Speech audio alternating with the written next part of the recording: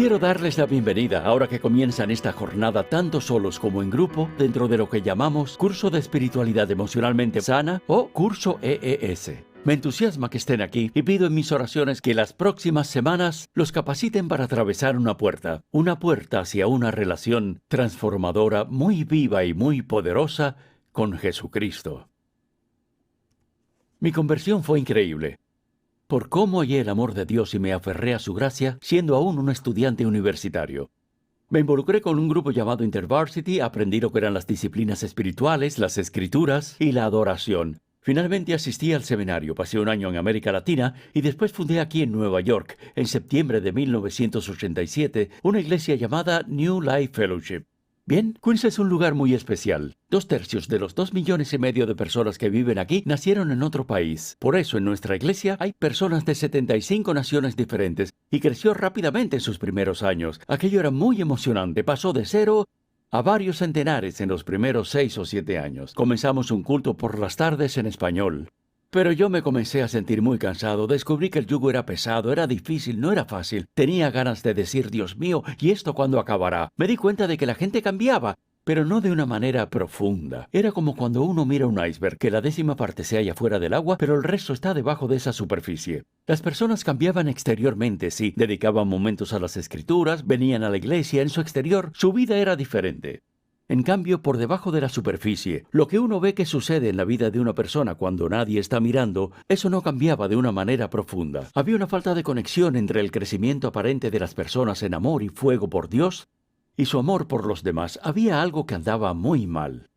¿Por qué había tantas personas que se llamaban cristianas, pero que en realidad era muy desagradable andar cerca de ellas? Que criticaban con frecuencia o que a veces actuaban de manera extraña. Así que intentamos todo lo que pudimos para tratar de lograr que nuestra gente cambiara profundamente. Más escrituras, más estudios bíblicos, más vida corporativa, reuniones en pequeños grupos y en comunidades. Noches de adoración, más reuniones de adoración. Una insistencia mayor en el Espíritu de Dios y en lo profético y en el poder de Dios. Un énfasis en la vida espiritual y en la liberación Pero por algo no lográbamos que una parte del material penetrara en la vida de las personas para que sintieran una profunda transformación. Fue por entonces que choqué con mi propio muro. Hacía ya 17 años que era cristiano. Y estaba cansado, estaba insatisfecho, estaba frustrado, estaba agotado. Tenía un sueño sobre lo que Dios quería que hiciera aquí en Nueva York. Pero me faltaba el gozo. Recordaba las palabras de Jesús. ¿De qué sirve ganar el mundo entero si se pierde la vida? Me sentía estresado, siempre deprisa, exhausto. Estaba muriendo por motivos equivocados. Por fin, en 1994, en una de nuestras congregaciones en español, se produjo una división. Y de pronto me sentí furioso. Estaba enojado, diciendo palabras soeces, deprimido. Era un pastor en mi auto diciendo palabrotas como un camionero. En ese punto supe que algo andaba muy mal. De nuevo, la insistencia en lograr que se hicieran las cosas. Ni siquiera estaba seguro sobre si quería seguir siendo cristiano. En mi propia formación espiritual había lagunas y me di cuenta de que eso me estaba matando. Y por si fuera poco, mi matrimonio tampoco iba bien. Mi esposa se sentía como una madre soltera y ya teníamos 4 niñas pequeñas.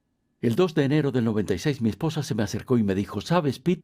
Yo renuncio. Tu liderazgo es de lo peor. Ya te he perdido el respeto. Voy a comenzar a asistir a otra iglesia. No hace falta decir que Dios captó mi atención. En un momento así uno piensa que ha llegado al fondo del pozo, pero no ha llegado aún. Eso fue lo que descubrí, que el fondo estaba mucho más hondo de lo que yo imaginaba. Pero aquel día de enero de 1996, por fin toqué fondo realmente. Jerry y yo nos fuimos una semana, yo con la idea de arreglarla a ella y ella pensando en arreglarnos a mí y a la iglesia. Pero Dios vino a nuestro encuentro. Me gusta llamarlo mi segunda conversión, porque me di cuenta de algo, que la salud emocional y la madurez espiritual son inseparables y que no es posible ser espiritualmente maduro mientras se sigue siendo emocionalmente inmaduro. Aquello fue una revolución. De manera que en 1996 comenzamos a incluir en nuestro discipulado algo que llamamos salud emocional, que empezó a transformar de manera drástica la vida de la gente. Mientras hacíamos aquello me di cuenta de que las personas seguían demasiado ocupadas, demasiado activas, para cultivar una relación sana con Dios y con ellas mismas. Así que empecé a investigar cosas como el silencio, la soledad y la tradición contemplativa y lo que es esperar en Dios. Todo culminó en 2003 cuando me tomé un descanso sabático de 4 meses para lo que llamé investigar la tradición monástica, investigar los lugares en los cuales estaban centrados en el silencio y los oficios y la soledad. Tratamos esos 4 meses de vivir a un ritmo nuevo. A eso le llamo mi tercera conversión. Llamo vida contemplativa a reducir la velocidad de mi vida para estar con Dios. De nuevo, nuestra tradición como evangélicos es rica, somos muy activos, llevamos a Cristo a las personas, las ayudamos a leer las Escrituras, pero no somos muy buenos en cuanto a descansar y tener tiempo para reflexionar. No somos buenos en cosas como el silencio, la soledad y la quietud. Esto influye en la forma en que creamos las comunidades, influye en nuestro liderazgo, en nuestra forma de interactuar con los demás. Terminamos hablando de cosas que no hemos vivido. Así que eso nos ha llevado a una jornada, y a esa jornada hoy le llamamos espiritualidad emocionalmente sana. En cuanto a mí, los últimos 18 años han sido los mejores de mi vida. Como persona, como esposo, como seguidor de Cristo, han sido mis mejores años como padre, y me encanta ser pastor de una iglesia. Este curso EES en el que están ustedes ahora es el fruto de esos 18 años. En realidad, el material que estamos cubriendo en estas sesiones lleva el propósito de retarlos. De hecho, tengo la esperanza de que los conceptos sobre los cuales vamos a hablar sacudan su mundo, de buena manera, por supuesto, en función de lo que significa ser seguidores de Jesús. Así que estamos mirando algunos elementos significativos que no se hallan en nuestra formación espiritual y en nuestro discipulado. Cosas como conocerse ustedes mismos para que puedan conocer a Dios, retroceder para poder avanzar, atravesar el muro, agrandar su alma a través del dolor y la pérdida, descubrir los ritmos del oficio divino y el sábado, crecer como adultos emocionalmente maduros y seguir al próximo paso para desarrollar una regla de vida. Los invitaremos a mirar dentro de sí mismos de una manera que nunca han soñado. Se les invitará a reflexionar con sinceridad sobre hasta dónde es genuina y profunda su relación con Jesús. Se les invitará a dar unos cuantos pasos prácticos que le ayudarán a seguirle. La idea principal que estaremos desarrollando aquí es sencilla, aunque tiene un largo alcance. Y es que la salud emocional, que es nuestra capacidad de estar conscientes de nosotros mismos y amar bien, y la espiritualidad contemplativa, que es ir más lento en la vida para cultivar nuestra relación con Jesús, cuando ambas se reúnen, producen en nuestra vida algo tan fuerte como una verdadera revolución. Cualquiera puede crecer hacia la salud emocional sin Cristo. Conozco un número de no cristianos que son más amorosos, equilibrados y corteses que muchos miembros de iglesias. Van a grupos de los 12 pasos, consejería, saben reflexionar, pero no tienen un caminar profundo con Cristo. Al mismo tiempo, una persona puede ser fuerte en su vida de oración, en las Escrituras y otras disciplinas cristianas, y sin embargo ser emocionalmente inmadura y socialmente inadaptada. Actúan a la defensiva, son críticas y muy sensibles. Pero cuando se unen la salud emocional y la espiritualidad contemplativa, liberan un gran poder capaz de transformar nuestra vida espiritual, nuestra vida familiar, nuestros trabajos, nuestras iglesias y en general el mundo que nos rodea. Es el rey David, descrito como un hombre según el corazón de Dios, quien nos sirve de modelo para lo que llamamos espiritualidad emocionalmente sana. Era emocionalmente consciente. Él sabía muy bien lo que pasaba en su interior. Lo vemos en los Salmos indignado, con tendencias suicidas, deprimido, lleno de gozo, danzando, toda la gama de las emociones. También lo vemos realmente quebrantado y vulnerable ante Dios y ante los demás. Él nunca finge. ¿Qué otra persona cometería adulterio y asesinato y lo pondría en un salmo para ser cantado en la iglesia? Es el Salmo 51. Al mismo tiempo, David tenía una profunda pasión por Dios. Brama por Dios como una cierva brama por el agua. Escribe cantos sobre Dios, lo adora, busca su rostro, ama las Escrituras. Era un hombre según el corazón de Dios. Tal vez este material les resulte difícil a veces, pero recuerden que una vez que recibimos a Jesús como Señor y Salvador, nuestra posición ante Dios se basa en la justicia de Jesús, no en la nuestra. Se basa en su historial perfecto y no en el nuestro que es imperfecto. Se basa en su desempeño, no en el nuestro. Así que vivimos, nadamos y nos movemos solamente en su amor y su gracia. Por tanto, no tengan miedo, todo lo que queremos es que sean reales. Queremos quitarnos las máscaras con las que fingimos para que Jesús nos arranque de la vida las capas falsas que no le pertenecen.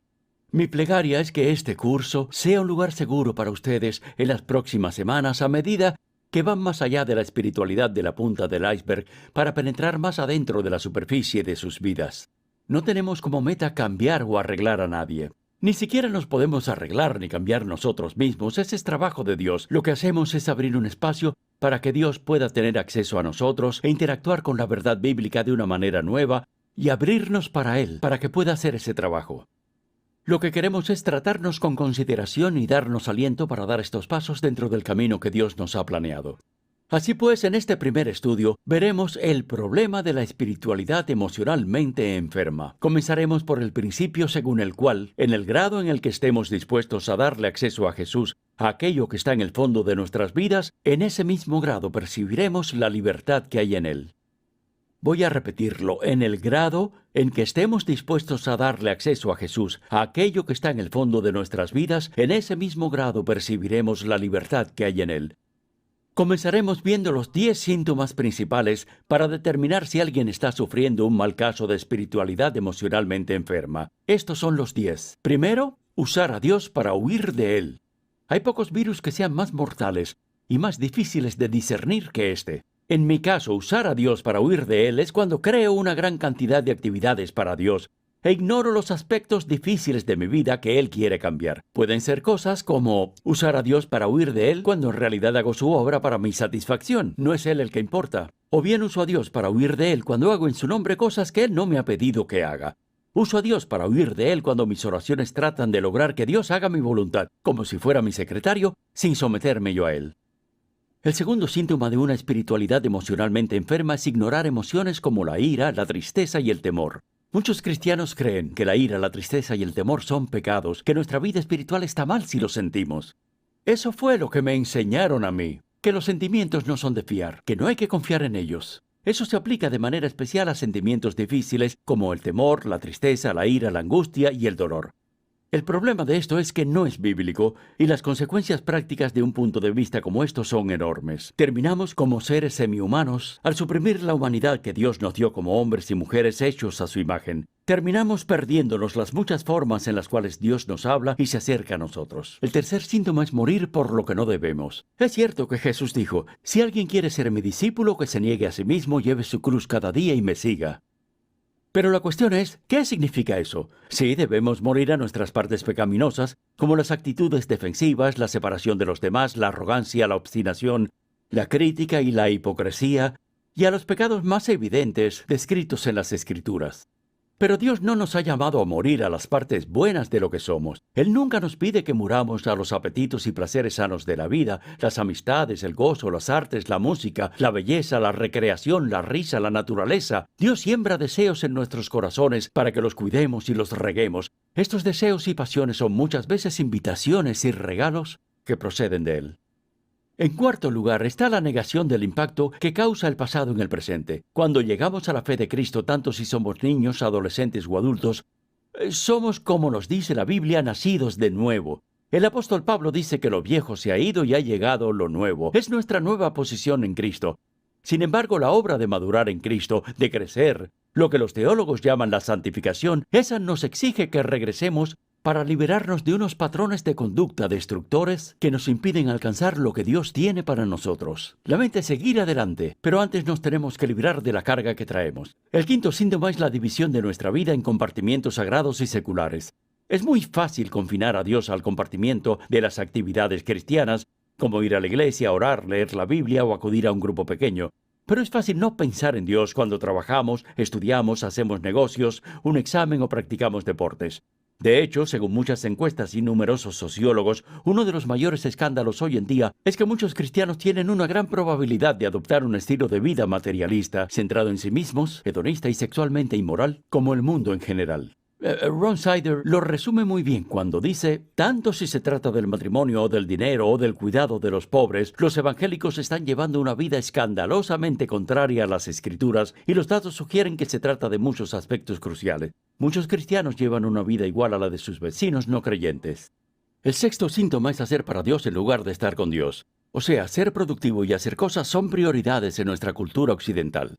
Por eso, después que nos han presentado a alguien, le preguntamos ¿a qué se dedica? Lo que hacemos es nuestra identidad. El problema es que nuestra identidad como cristianos está en lo que Dios nos da, no en lo que hacemos. Está en nuestro ser con Él. Nuestra actividad para Dios solo puede brotar correctamente de una vida vivida con Él. No podemos dar lo que no tenemos. Cuando lo que hacemos y nuestro trabajo para Dios no son alimentados por una profunda vida interior con Él, terminamos descentrados. Nuestro sentido de nuestro propósito, valor y autenticidad termina apartándose del amor que Dios nos tiene para centrarse en nuestros logros. Entonces el gozo de Cristo va desapareciendo de manera gradual y pasamos de ser seres humanos a máquinas para hacer cosas.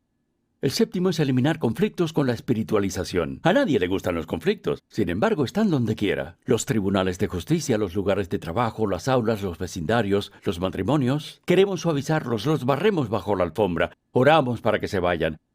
Y sin embargo Jesús siempre estaba en conflicto con los líderes religiosos, las multitudes, los discípulos y hasta su familia. Movido por el deseo de traernos la paz verdadera, Jesús interrumpió la falsa paz que los rodeaba. Se negó a espiritualizarla para eliminarla. En su lugar, se enfrentó a los conflictos de una manera tal que produjo vida y nos trajo su reino. El octavo síntoma consiste en cubrir el quebranto, la debilidad y los fracasos. También es un síntoma de una espiritualidad emocionalmente enferma. La presión por presentar una imagen de nosotros que sea fuerte y espiritualmente coherente se cierne sobre casi todos. Nos sentimos culpables por no estar a la altura, por no alcanzar el grado. Sin embargo, la Biblia no disimula los defectos y las debilidades de sus héroes. Abraham mintió, la esposa de Oseas era una prostituta, Pedro reprendió a Dios, Noé se embriagó, Jonás era un racista, Jacob mintió, Juan Marcos abandonó a Pablo, Elías sufrió un agotamiento nervioso, Jeremías se sintió con tendencias suicidas y Tomás dudó. Todas esas personas nos dan el mismo mensaje, que todos los seres humanos, cualesquiera que sean sus dones y puntos fuertes, son débiles, vulnerables y dependientes de Dios y de los demás. El noveno síntoma es el de vivir sin límites. Hay una cuestión espiritual relacionada con nuestra humanidad. No somos Dios, no podemos servir a todos los necesitados. Somos seres humanos. Cuando cruzamos los límites que nos ha impuesto Dios, terminamos en problemas. Miren a Adán y Eva después que cruzaron los límites establecidos por Dios en el Edén. Jesús respetó nuestros límites en su condición de ser humano. Él no sanó a todos los enfermos que había en Palestina. Tampoco resucitó a todos los muertos, ni alimentó a todos los hambrientos. La vida que no respeta límites olvida algo, que Dios es Dios y nosotros no. Por último, el décimo síntoma consiste en juzgar el andar espiritual de los demás. Se me enseñó que tenía la responsabilidad de corregir a las personas que habían errado o pecado y aconsejar a los que estén espiritualmente confundidos o no estén con Dios en donde yo piense que deberían estar. Me sentía culpable. Veía algo dudoso y no hacía nada para señalarlo. Me sentía culpable si no lo señalaba. La mayoría de nosotros no tiene problemas para dar consejos o señalar conductas incorrectas. Pero como dijo Jesús, a menos que yo comience por quitar la viga de mi propio ojo, sabiendo que tengo un gran punto ciego o numerosos puntos ciegos, seré peligroso. Necesito ver el daño tan excesivo que ha hecho el pecado en cada parte de mi ser. En las emociones, el intelecto, la voluntad, en mi espíritu y en mi cuerpo. Entonces podré tratar realmente de quitar la paja del ojo de mi hermano. De manera que en esta sesión veremos a Saúl en 1 Samuel 15. Tal vez él haya sido uno de los mejores ejemplos que aparecen en las Escrituras de alguien emocionalmente enfermo que además carece de una vida contemplativa con Dios. No reflexiona, no está consciente de sus temores, de su necesidad de sentir aprobación, sus inseguridades, su obstinación y su tendencia a engañarse a sí mismo. A diferencia de David en los Salmos, hace muy poca conexión entre su mundo emocional interior y su espiritualidad. A diferencia de David, nunca lo vemos alimentando apasionadamente ni desarrollando su relación personal con Dios. Es torpe en ambas cosas. Con el tiempo esto lo destruye y él a la vez destruye su relación con Dios y con los demás. Yo he vivido los destructores efectos de una espiritualidad emocionalmente enferma, pero hay otra manera de vivir. Permítame invitarlos ahora a entrar en su cuaderno de trabajo mientras oro para que eso les dé la capacidad de atravesar una puerta en su relación con Dios que los va a cambiar a ustedes y a los que les rodean para siempre.